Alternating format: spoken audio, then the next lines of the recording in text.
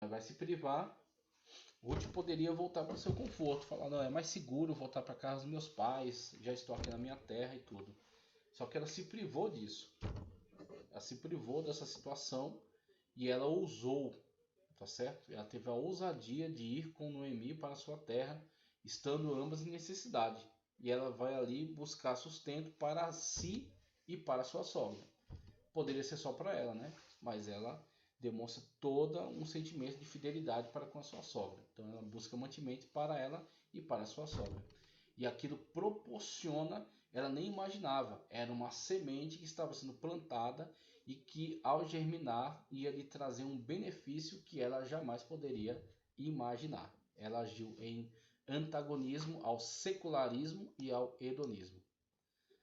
Então você tem aí o pervertido culto a Baal, que era do contexto da época dos juízes. Então a terra era cheia de povos que adoravam esses deuses e também os idolatravam. Havia uma imagem de escultura a eles. Então haviam cultos devassos e imagens de escultura perante a qual se prostravam. Não somente imagens, mas alguns objetos obtidos da natureza que eram também utilizados como meios de adoração. Tá? Então, o tipo de coisa que Deus abomina.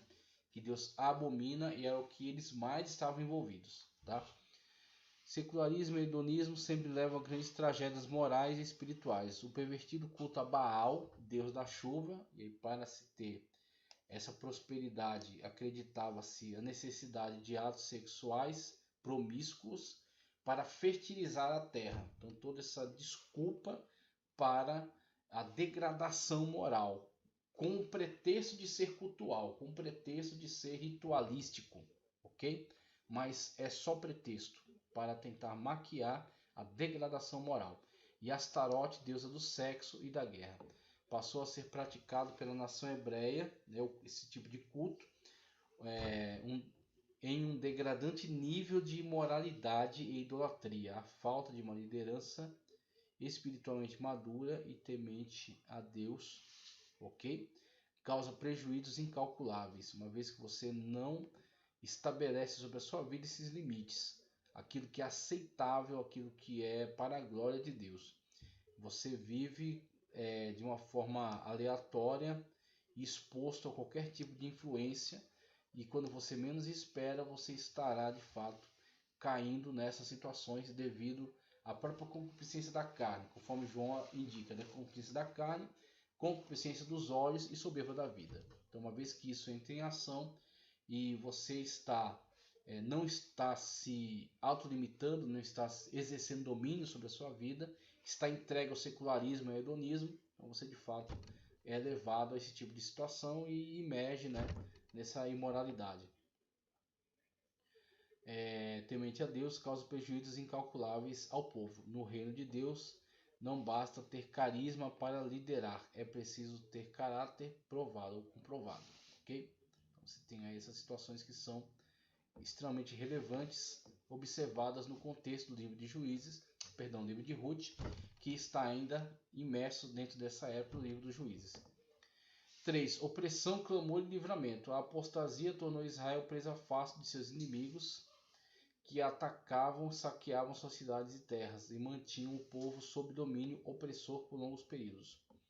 Afligida, a nação clamava a Deus e o Senhor levantava juízes para libertar, para libertar o seu povo.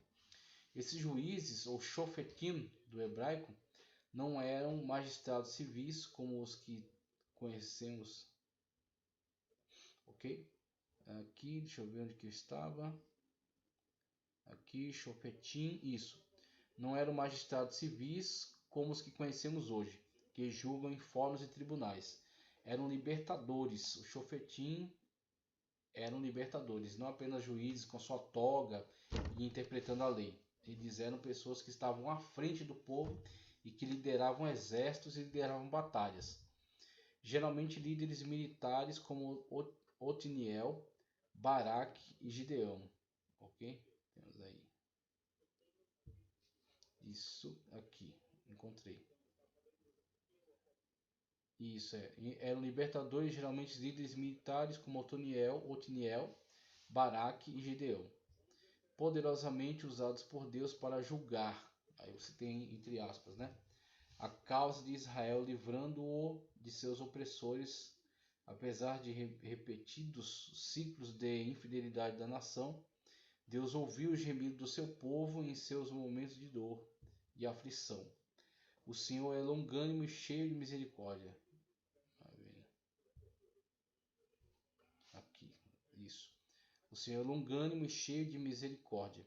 Salmos 103, 8. Também livro de Joel 2,13. Romanos 2,4. Lamentações 3,22. Ele ouve os que a ele clamam. Aí cita aqui outras referências. Partindo já para o terceiro ponto aqui, propósito e mensagem. Ok? Propósito e mensagem. Já para partir para a conclusão aí da nossa aula. Vamos lá. O cetro de Judá.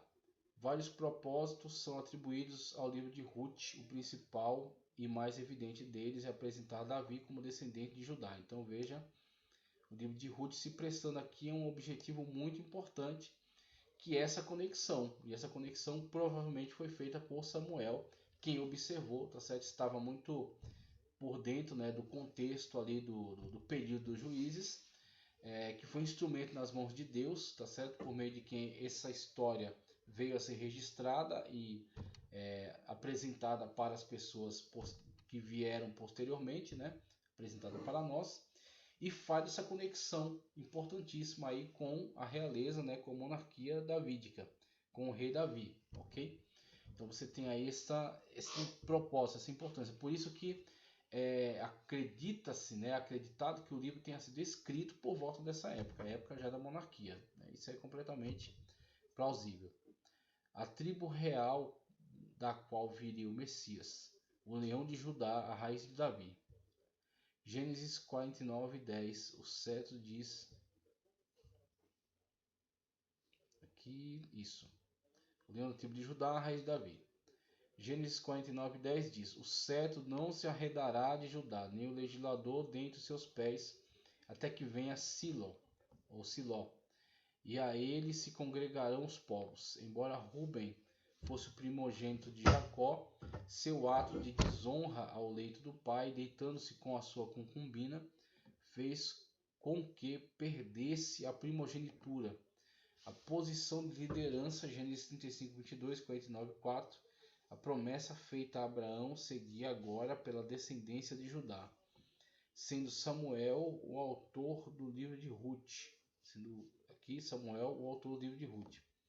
O propósito de registrar a genealogia de Davi ganha ainda mais sentido, já que naquele tempo o rei de Judá, isso aqui, cada vez nosso aqui deixa eu pegar aqui que eu me perdi na leitura. O propósito de registrar a genealogia de Davi ganha ainda mais sentido, já que naquele tempo o rei de Israel era Saul, um benjaminita, tá certo? 1 de Samuel 9, 1 e 2, 25, 1. A ancestralidade de Davi o legitima ao trono. A ancestralidade de Davi o legitima ao trono. Então você tem aí todo esse contexto que é importante, não somente pela própria narrativa do livro de Ruth, mas pela questão histórica monárquica, onde Samuel, certamente o autor do livro, estabelece essa linha de continuidade, estabelece a genealogia de Davi, mostrando sua ancestralidade e apresentando Ruth como pertencente a esta árvore genealógica. Então recuando, né, até Ruth, até contextos bem mais antigos que emergem já aí no período dos juízes e chegando até o patriarca Judá, ok? Então você tem aí toda essa legitimação, tá certo, da nobreza de Davi. Amor e redenção. A mensagem principal de Ruth é o amor de Deus e o seu plano de redenção da humanidade, como representante de judeus e gentios, respectivamente. Boaz e Ruth prenunciam a derrubada da parede de separação. Muito bem, a derrubada da parede de separação, Efésios 2, 11 a 16. A redenção é vista no livro nos sentidos literal e tipológico. A redenção literal e tipológica. Boaz é o parente remidor que preservou a descendência de Elimeleque. Eis aí.